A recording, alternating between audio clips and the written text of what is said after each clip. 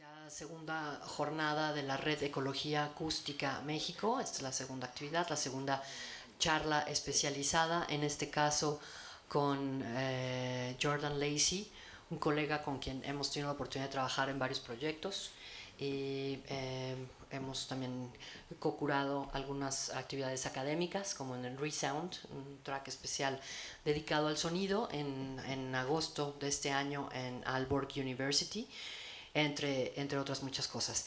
A mí me corresponde introducirlo y después abrir un poco el diálogo con los que están aquí presentes. Su charla se titula Designing Urban Sonic Ecologies, y posteriormente haremos una pequeña visita guiada aquí al patio interior, donde tiene una instalación sonora que se llama Fielding, junto con Catherine Clover, y tiene obra de varios artistas, de eso hablaremos en su momento. Entonces yo quisiera introducir a Jordan Lacey como un creative practitioner, no necesariamente un artista, que se dedica a la transdisciplina también. Es un investigador que está en RMIT University en Melbourne, en Australia. Originalmente estudió música, es un artista sonoro también, pero se ha empezado a enfocar cada vez más en la creación de estos espacios de encuentro dentro de los entornos urbanos y bueno, entre otras muchas cosas. Es interesante que él acaba de recibir, este es su primer año, una beca de 3 del Australian Research Council, que la beca se titula Translating Ambience, Restorative Sound Design for Urban Soundscapes. Y bueno, gracias a esta beca es que él está aquí con nosotros y que está explorando esta parte de su producción de investigación y creación. Es autor de Sonic Rupture, A Practice-Led Approach to Urban Soundscape Design, editado por Bloomsbury en 2016, que es este libro que tenemos aquí. Y bueno, yo para efectos de mantener los tiempos le voy a dejar la palabra a Jordan y pues abriremos el diálogo. Esperemos que tengamos un poquito de tiempo para preguntas y respuestas. Jordan. Okay. Thank you, Luz. And here's my microphone. Thank you very much for the invitation, Luz. It's very exciting to be here amongst colleagues and fellow artists and acoustic ecologists, etc. First met Luz in 2016 at the Sonologia conference where our conversation started, so it's great to have it continuing here now. We need to use a microphone. I need to just point that way. Is that what you're saying? No, more closer. Oh, okay. This is a very awkward chair for a 6-foot man, but okay. The cable went down. The cable went out? Yeah, the black one. Okay.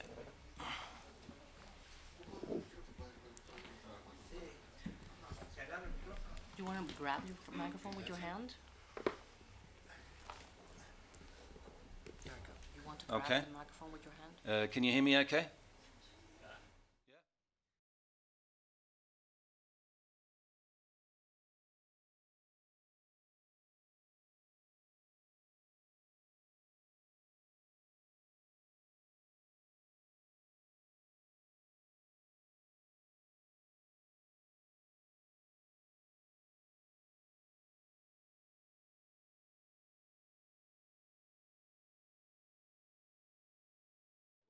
And sound studies more broadly, the sonic rupture model that's detailed in the book that Lou's just held up. You're welcome to have a look at it at any point. I'm then going to talk about some industry-engaged research that applied the sonic rupture model, and then I'm going to talk about my present research agenda, translating ambience. Whoop. Sorry, there's Oh, there's a big window on my window. While Fernando's doing this, I should also thank Fernando and Jose at the back who have been helping me the last few weeks with the installation outside. They're amazing. Okay. May I continue? All right. So my practice as an artist, and which translates into my own artistic research. I'm a musician with a focus on bass guitar and electronics. I'm also a creative writer and now academic writer. I guess they can be the same thing sometimes. And I'm a public sound installation artist working in an urban design context, and that's primarily what this discussion's about. In terms of my own relationship with acoustic ecology, I'm a relatively latecomer compared to Viv, Eric, Manuel, probably others in the room. I first came across it in 2008 as part of a soundscape studies course that was being taught at RMIT University. And for me, I grasped onto it because it brought together three of my passions. It's environmentalism, music and education. And I knew that I wanted to follow that passion when I discovered it. So where my research has led me is really thinking about how can acoustic ecology be applied in an urban context, or a way that prioritises the urban experience. I think this is the challenge for acoustic ecology. And Schaefer, in his seminal 1977 book Soundscape, gave us three ways of thinking about this, I think, that is still relevant today, 40 years later. Firstly, interdisciplinarity, which this conference emphasises so well with its coming together of arts, sciences and humanities. Schaefer was talking about that in his book, and this continues to be relevant. He also gave us the idea of soundscape design, that we could think of the sounds of the city as something that could be scaped, like a landscape, something that could be shaped into something new and different. And of course also there's the activism element of acoustic ecology. It is a type of activism. It is, fighting for change in some capacity. But I turn to Max Neuhaus as my inspiration for urban soundscape design. So it was very interesting, Manuel, to hear you talk about his approach to listening and listening walks. Because of course what he also did in 1977, at the same year that Schaefer released Soundscape, was put in his work Times Square, which is the first, probably I think was the first example of a public installation artwork that's permanent and enduring. It's still going today. It had a brief hiatus, but it came back again. And Max Neuhaus's attitude to urban noise was, I think, more complex and interesting than the one that Schaefer gave us, because he felt that, he was quite critical in his day of the authorities who he felt were pushing a negative approach to noise. He talked about the Air Pollution Authority not being able to do their job, so they focused on noise because that was easier. And I think he felt that led to more of a dumb type of listening, if you like, rather than a nuanced listening, or the sort of listening that Pauline Oliveras might talk about, for example, as Viv referred to yesterday. And I think that's what enabled him to make a work like Times Square, because he was able to engage sensitively and intelligently with the noises in that area and design a work that gave a deep and somewhat meaningful listening experience in that space. And I was there recently, and it's amazing. No one really knows it's there, but once you discover it, you go deep in terms of your experience of what otherwise would be considered a fairly noisy and unpleasant space. So I think Neuhaus really needs to start coming forward in the discussion of urban soundscape design, because he gave us the first example of it, I think. In terms of practitioners working in the field today, those of you interested in acoustic ecology in an urban context may well want to take a photo of this slide. These are practitioners that are rethinking acoustic ecology, not to replace it, but to try to extend its reach into an urban capacity.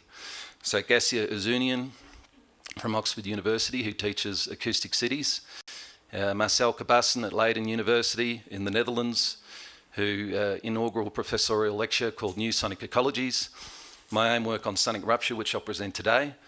Marie Holland, who's a wonderful soundscape designer and scholar from Aarhus in Denmark, The Overheard. And Jessie Budell from Adelaide, Australia, Featherstone's Sound Space. All of these practitioners and scholars, I think, would claim some relationship to acoustic ecology, but are asking questions about how do we start to extend that thinking into the contemporary urban context. So I guess that's positioning myself in a community of practice. In terms of my own contribution to the field, it's firmly located within urban soundscape design praxis, so the bringing together of scholarly research and artistic works. And what I've tried to do is reconfigure the lo-fi, hi-fi design tool, which is somewhat problematic. And I think Manuel in some way referred to that in his talk, but plenty of people have talked to this, but with the sonic rupture model.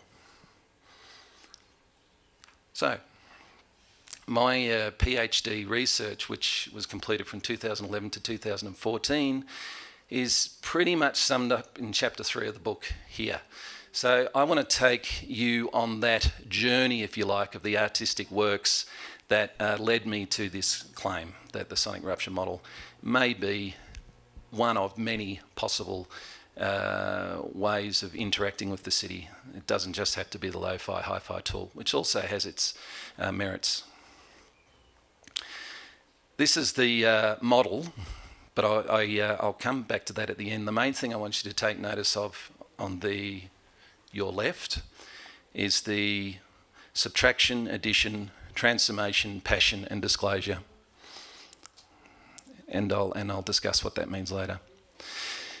So it all started out with 2010 Sites of Respite project, and I was working with my supervisor at the time, committed acoustic ecologist, committed to the lo-fi, hi-fi tool, and I spent some months really exploring all the laneways of Melbourne. Melbourne is my city, and we're quite well known for our network of laneways, which are sort of small streets really without cars. I recorded in all these spaces my listening projects, my notes, and at the end I just became really frustrated and angry because I could not find a hi-fi soundscape anywhere. It seemed that it didn't exist, it wasn't possible. And I eventually came to think the only place you can find a hi-fi soundscape, well, here's an example of the, in Helsinki, I think it's called the Silent Chapel. It's non-denominational space for people to escape the noises of the city and experience silence. And it suddenly occurred to me, well, there's churches everywhere.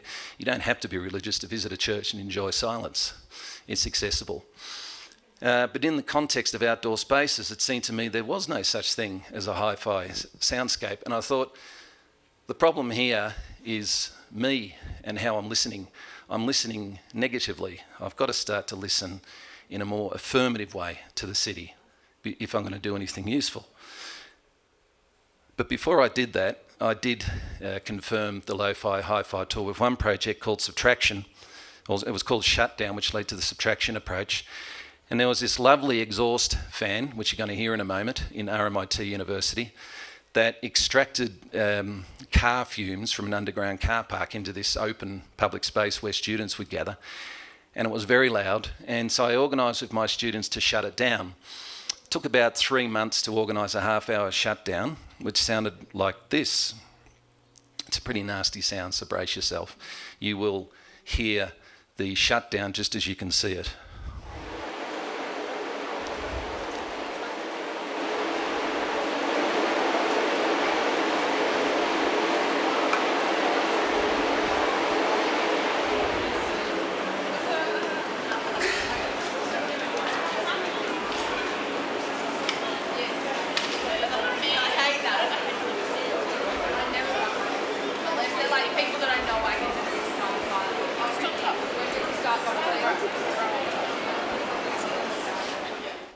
So what really struck me about this experience was two things. Firstly, Barry Truax has a very nice metaphor about noises being like fog, that when you're in these noisy lo-fi environments, it's a bit like when you're standing in fog and you can't see in front of your eyes. When you're in a hi-fi environment, it's like the fog is lifted and you can see with a greater distance. And acoustically, that's what happened on this site. When it was shut down, you could hear for much greater distances, so the acoustic horizon was expanded. But also you can see these vertical lines of voice formants, so suddenly all these voices started appearing. And so it did feel like there was an effect happening in the space when it was shut down. However, it switched back on after half an hour and it never switched off again. And I realised I could go mad with a practice like this, spending my life trying to turn off noise. So I thought there's got to be a more interesting thing to do. So when I zoomed in on this image in the bottom part of the left-hand side where the exhaust fan is still on, you can see these straight horizontal lines or broadband noise. And I was reading a lot of Deleuze at the time, which I won't go into for all our sanity in this moment. But I came up with this concept of the striated soundscape, which helped me artistically to move into the next phase of the research, which became about addition. Revoicing the striated soundscape was the name of this project, which could be a whole other 45-minute presentation to discuss why I gave it that name, but I'm not going to do that now. Thank you, Liz. So I became very interested in these types of spaces. You can see there's air conditioners everywhere, so there was no escape from noise or lo-fi environments in outdoor spaces. So while my colleagues like Leah Barclay are busy recording whales and Doug Quinn's recording Waddell Sills, etc., I'm recording air conditioners. So maybe I could have taken a better path, but here I am recording air conditioners, taking notes on air conditioning sounds, when air conditioners turn on and turn off. So I came to perceive these sites as a sonic ecology that should be given equal status with any other ecology. That's how I came to feel about them as an artist. I took extensive notes on these spaces. I did a lot of field recordings, and I came up with these, if you like, a list of sound objects or an inventory of the sonic ecology. I then started to take these sounds and started to play with them to think how I might be able to transform them into something different. So I play with image to sound programs like Metasynth, Ableton Live, a program which I love. And also I started to think about how I could spatialise these sounds using this bespoke program called WASP, created by Jeffrey Hannum, a colleague of mine at RMIT, because one thing I noticed about these sounds is that they're stable, they don't move. So I thought, maybe we can start to make them move around. Maybe that would create a more interesting environment.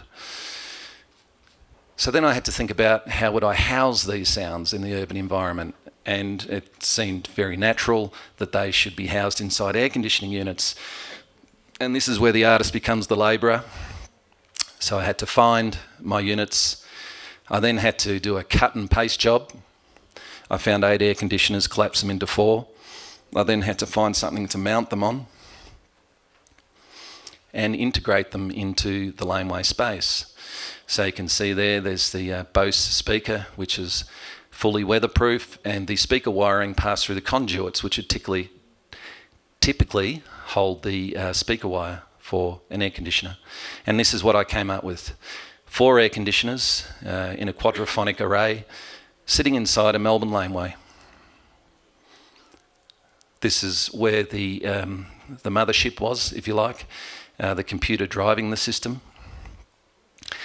And that man you can see in the background is a lovely air conditioning mechanic I met one day, and he took me on the roof so I could see all the air conditioners on the roof that were generating the noise in that space. So this is the sound that I wanted to somehow interact with my air conditioners. And this is what it sounded like, more or less. There were 8 compositions. I think there was about 2 hours of sounds altogether.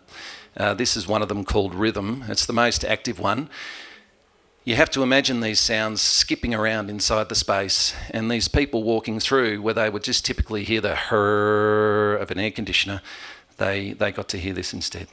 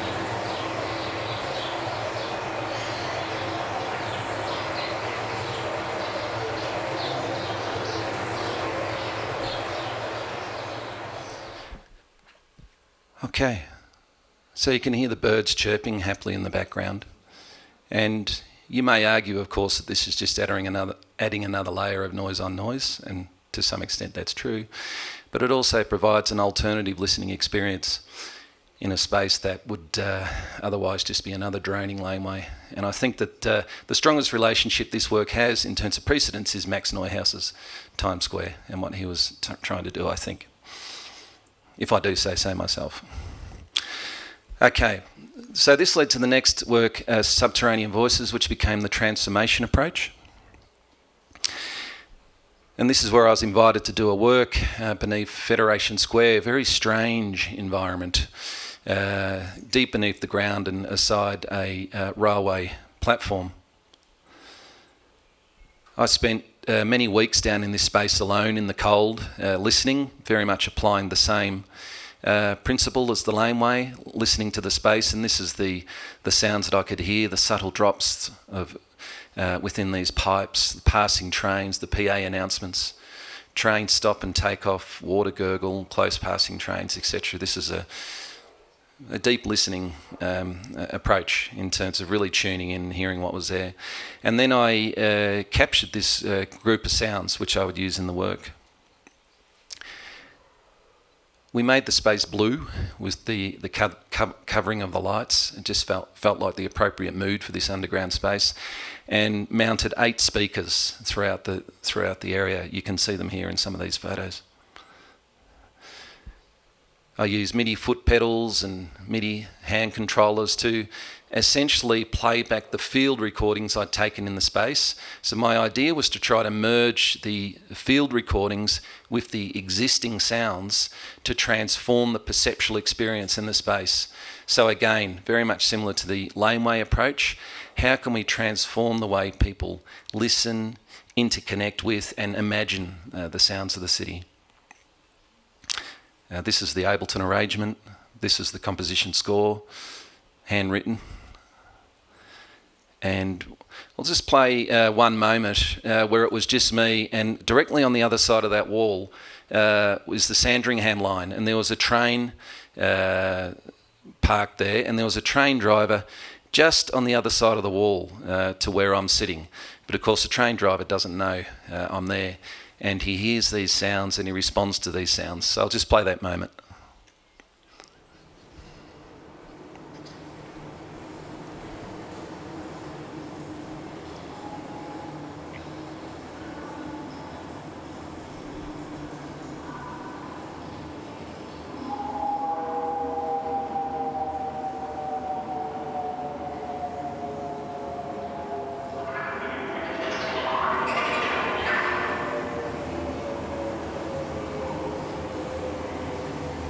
These are all very familiar sounds to a Melbourne person.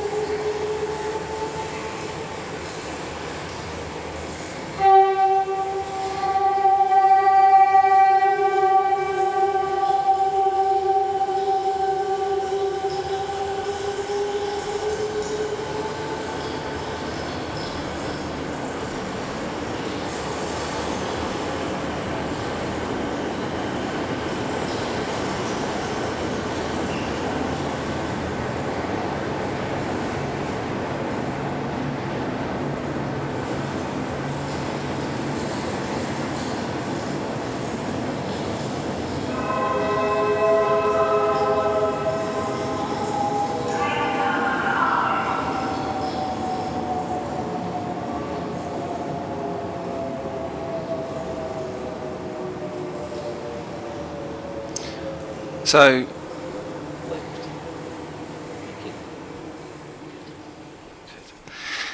okay. I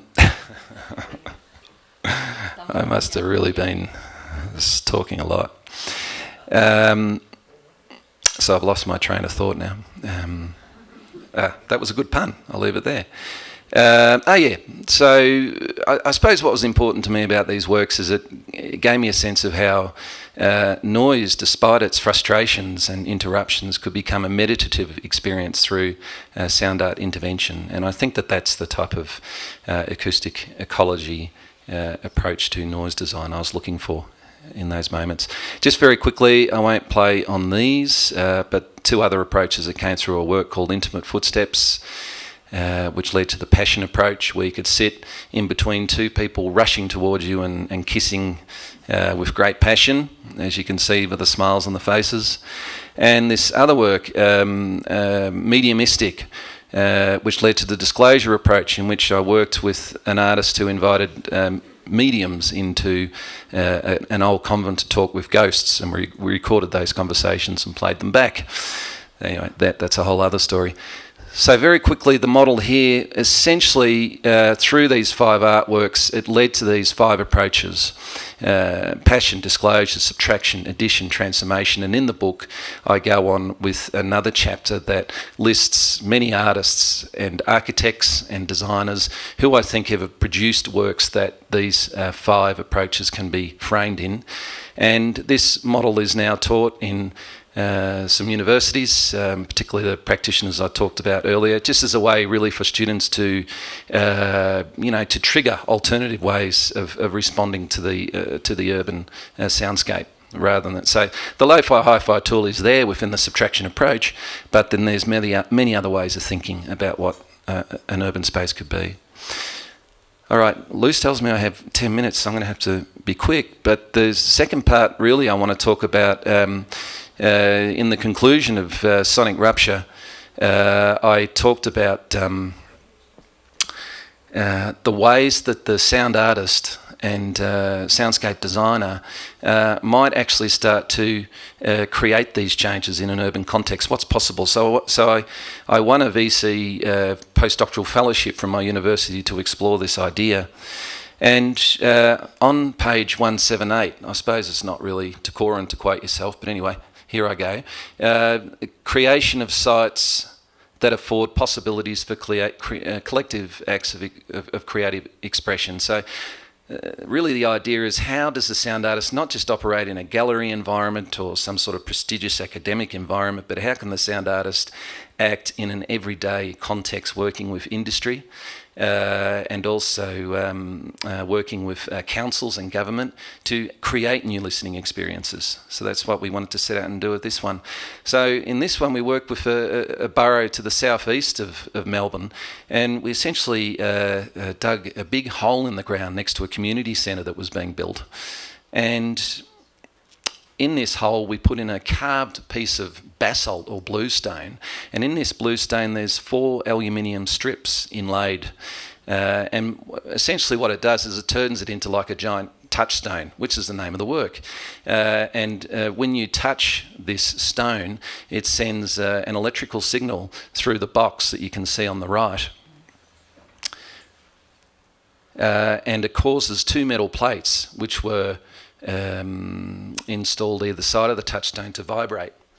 Yeah? So it references this idea of the power of the land, or the spirit of the land.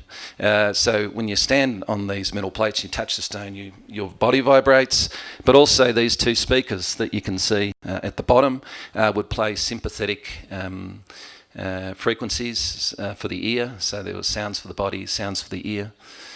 And this was the mothership inside with the genius digital designer Juan Ku. And this is its first moment, a rather shamanic shot, I like to think. And I'll play you a quick rendition of how it sounds in the morning at dawn. Because what this stone does is, every dawn and every dusk, we wanted to try and create a sound mark, if you like, as Murray Schafer talks about, like a sound that is special for a local community. And so when this stone is touched, it develops a memory and it creates its own composition at dawn or at dusk, depending on how much it's being played with and touched by the community. So this was the first time it produced a song.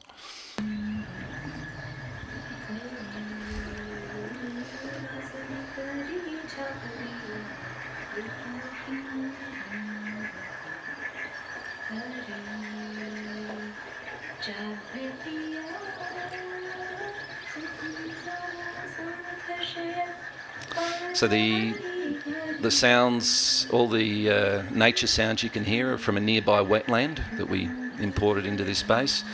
And there's a lullaby, which is a bit back to front, but anyway, being sung by an Indian lady who was a friend of one of the sound artists involved. So that's the community centre that the artwork was integrated into. So this is the idea of artists and designers being asked at the beginning of a building process to be part of that process, and this is the possibilities of what can come out. Rather than just another functional space, there's a interactive artistic space.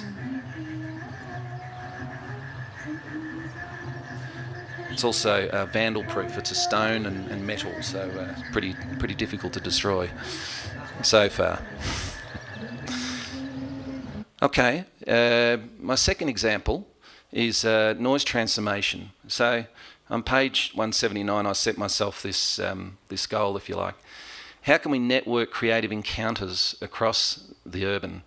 This requires working with functional agents, and by functional agents I mean those agencies who are responsible for the creation of infrastructure, whether they be buildings or roads or utilities, etc., to ensure the imaginative becomes as essential to the urban as its normal expressions. So in this case, I walked alongside these motorways in Melbourne. I'm sure you have them here too. I think they're everywhere.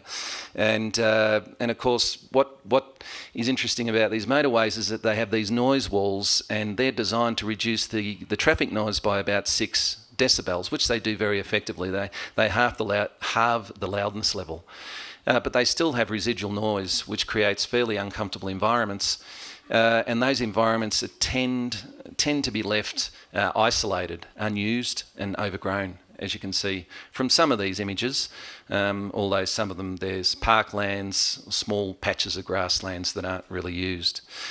So I started to think, how could we start to design these soundscapes into something that people would want to visit?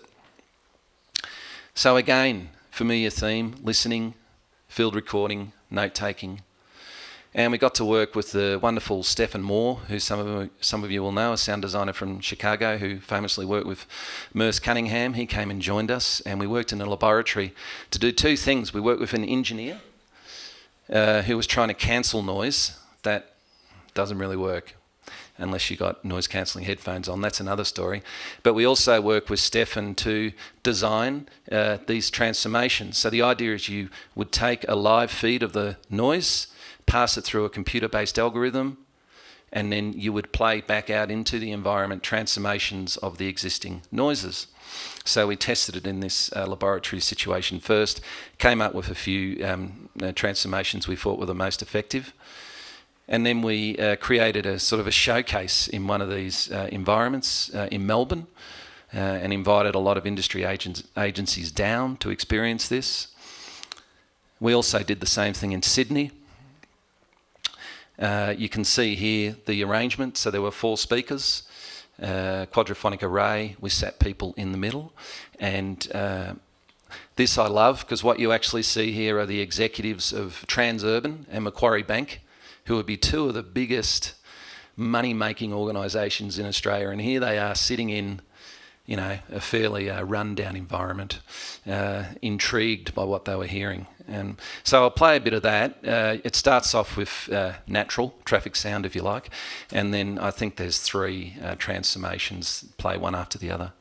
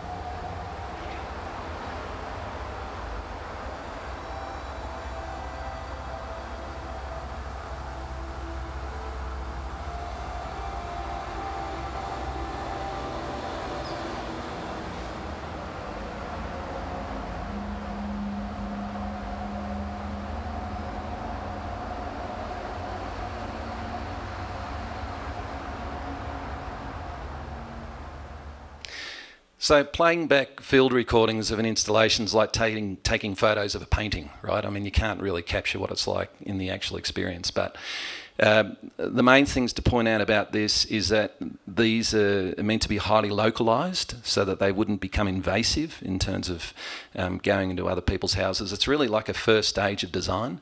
So if we can make the soundscape something more pleasant to be inside of, and that was certainly the response we got from the ethnographers we worked with.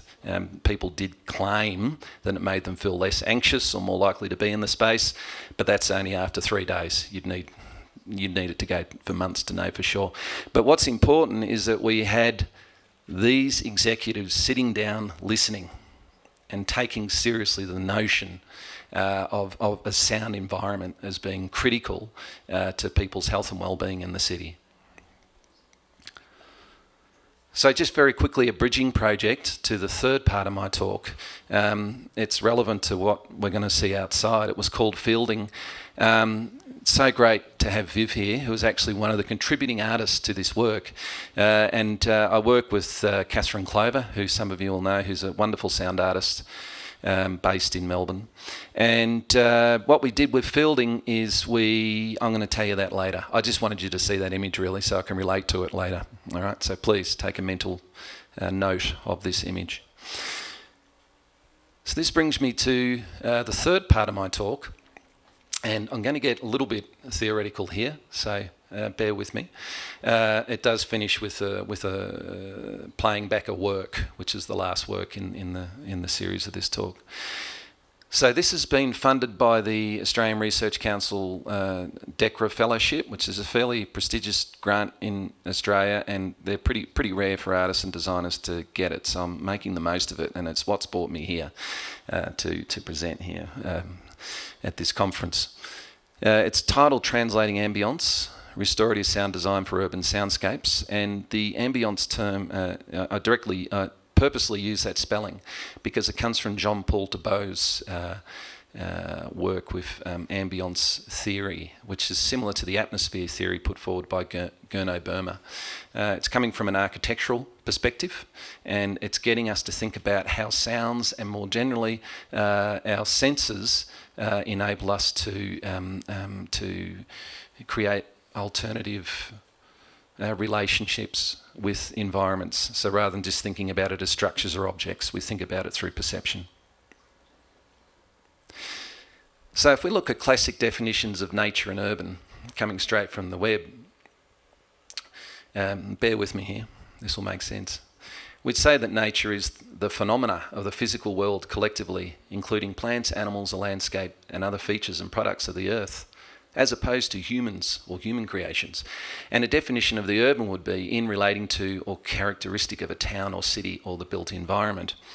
So we talk about urban and nature, those terms mean something, but they're also problematic because of course in the urban we also have a physical world. We have plants and animals and landscape, and we have features and products of the earth. I mean, everything is built from features and products of the earth.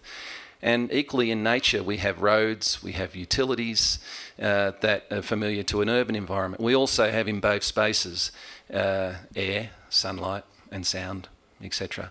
So what I'm trying to build on here with translating ambience is that if we can start to understand an environment through its ambience, can we start to think about how we can translate the perceptual experiences of nature into an urban environment, and what would that mean? So to do this, we can start to look at coding as a design approach. And when I say coding, I'm very much thinking about the work of Nicolas Bourriard, the arts critic who wrote Relational Aesthetics, and he also wrote a book called The Radicant. And in this he talks about the work as the artist as being translating across codes. And his simple example of that, if you like, is the development of Creole as growing out of two different languages coming together. It creates something new and leaves something behind. So if we think about it like this, we can say there is a nature in urban, but only insofar as we humans have created and applied such systemic understandings of the land. which leads me to questions, does the land or our other fellow animals that we live with, do they differentiate between the urban and nature, or is it just us? And we can think of nature as being mythic, but if we think like this, can we not also think of the urban as being something mythic and expressive? So to define ambience and translation as a means to justify to bring the two terms together, ambience is the way that we understand space through our perceptibility of the world, those feelings that emerge through central engagement with the ambient expressions, sound, light, etc., of an environment. That comes from Jean-Paul Thibault. And equally, translation, we can think of it as the creative processes that work across codes, leaving an irreducible remainder while creating something new. And as I said, think of Creole. So what that means is that when we translate across codes, by that process we're creating something new, something different, but we're not trying to recreate the environments that we're working with. So the ambition of my research is to start to think, and this comes from the philosopher Henry Lefebvre, who talked about a second nature or new nature. By translating ambience from a natural space into an urban space, what new environments might emerge? So a new nature is not replacing the urban with nature, such as biophilic approaches, for those who know of biophilia. That is, planting trees and bringing nature into the urban. But it seeks new urban environments that create effects equivalent in intensity to nature. So that is the ambition of the research.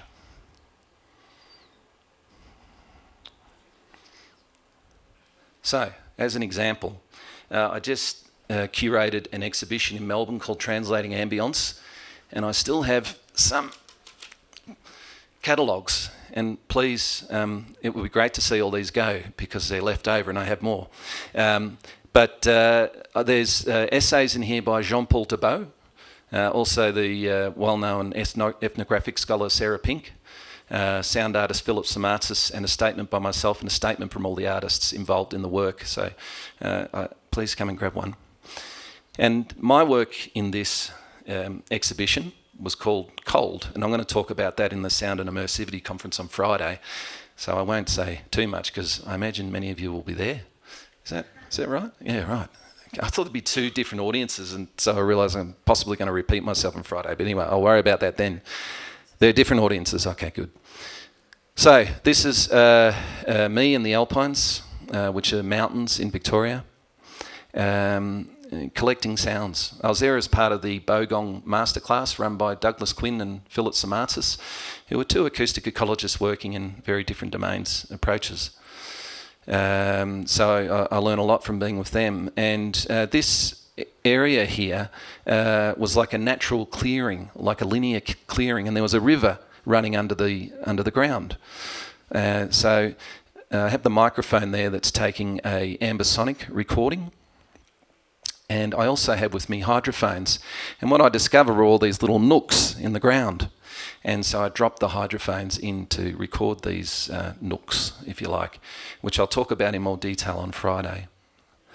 That's just the recording system. I also noticed in these areas I became very interested in the snow and the beautiful way that the snow would refract the light. These are my field notes in situ. So on the left you can see the setup, which is an ambisonic mic and 4 hydrophones. One of them was a dolphin ear, thus the circle. And also you can see those crosses where the 4 nooks were, or the holes in the ground where I could access the river. And I show you that image because, and this is my image of the laneway where this ambience was to be translated. You can see there those 4 rectangles. The air conditioners are back. So they climb down the walls, they find themselves in the... So just to see the arrangement of the nooks and the arrangement of the air conditioners. So there's a spatial translation. Now, I better be careful here because this may boom.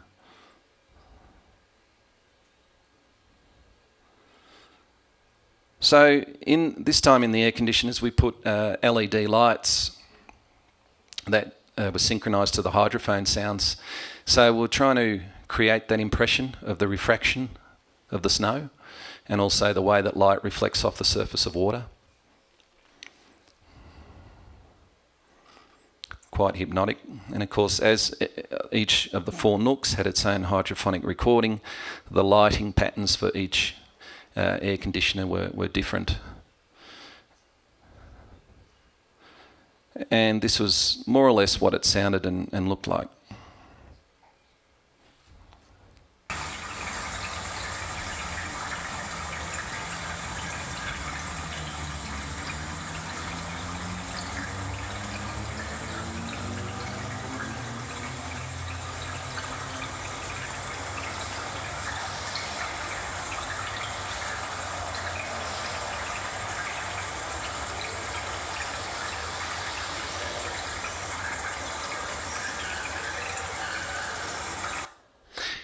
So as Lou said at the start, there is this idea of creating meeting points or small micro environments. And Richard brought up the question yesterday about megacities and how might acoustic ecology design for megacities or megalopolises. This is my response. This sort of thing out here. So you can imagine, well, obviously cities like Mexico City or Hong Kong, New York, Mumbai, soon Sydney. We're getting there once we have these populations that exceed 20, 30, maybe 40 million. And if people can't get access to nature, how can we start to design these small micro-environments that could act as new natures in terms of the effects that they produce for people who visit those spots? Thank you. Thank you. Okay. Thank you for the sound here. Thank you, Jordan. Nos pusimos de acuerdo en un momento, Jordan y yo, pensando en que vamos a hacer la visita guiada, que tenemos media hora para hablar de su pieza, y que quizás ahí es donde podemos plantear el diálogo que hubiéramos tenido aquí si hubiéramos cortado hace 15 minutos. Entonces creo que va a empatar bien esta situación y nos permitió escuchar las 3 partes de la presentación de Jordan Lacey, que justamente una de las razones cuando empezamos a trabajar juntos, por así decirlo, por lo menos a conocer el trabajo mutuo, en efecto en sonología, allá en Brasil, él acababa de publicar este libro y una de las cosas que me interesó mucho es esta parte de buscar una aproximación crítica a toda la teoría y los estudios y la creación que se hace en torno al sonido y el espacio, y que creo que es algo que también tenemos que incorporar porque son nuevas generaciones, ya lo decía Manuel en la mañana, el sonido de los aviones, el sonido de las calles, eso también forma parte de nuestros paisajes urbanos. Y pues John Dreback también estaba haciendo un estudio acerca de las máquinas para secarte las manos en los baños, que muchas veces producen hasta sordera en los niños pequeños, ¿no? Y que quizás no estamos mirando hacia allá los especialistas en este tipo de temas. Y bueno, en mi caso, estos sonidos siempre se han incorporado a mis producciones de arte, pero sí, en efecto, no es necesariamente lo habitual o lo más cercano a lo que podamos encontrar.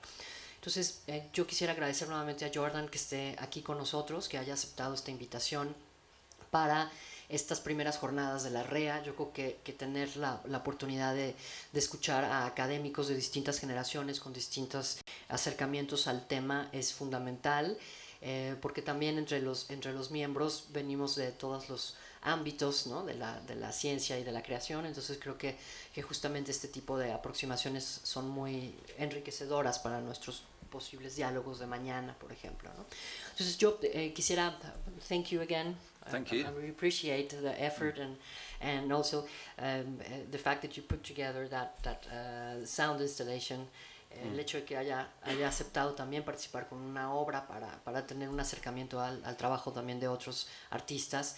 Y los invito entonces, cerramos en este momento la charla especializada con Jordan Lacey y pasamos al patio interior, y ahí podemos establecer el diálogo, las preguntas que pudieran tener y que nos hable ya más en concreto sobre su instalación que tenemos aquí afuera. Pues muchísimas gracias. Thank you very much. Okay. Thank you, Liz.